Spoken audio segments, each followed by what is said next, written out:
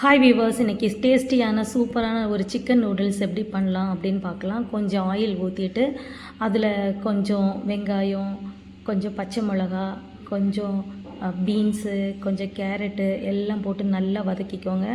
எல்லாம் ஒரு ஹாஃப் வதக்குனா போதும். நல்லா டீப் ஃப்ரை எல்லாம் பண்ண வேண்டாம்.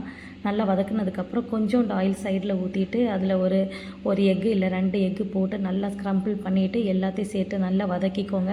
அப்புறமா கொஞ்சம் ஜிஞ்சர் கார்லிக் பேஸ்ட்டு போட்டுட்டு கொஞ்சம் சோயா சாஸ் ஊற்றிட்டு கொஞ்சம் சில்லி பவுட்ரு, அப்புறம் கொஞ்சம் கரம் மசாலா, கொஞ்சம் பெப்பர் போட்டு நல்லா வதக்கிக்கோங்க.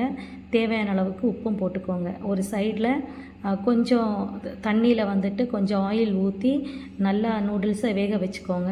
அது வெந்த உடனே எடுத்து இதில் போட்டுட்டு கொஞ்சம் சிக்கன் போன்லெஸ் சிக்கனை ஃப்ரை பண்ணி சின்ன சின்ன பீஸாக கட் பண்ணி வச்சுக்கோங்க.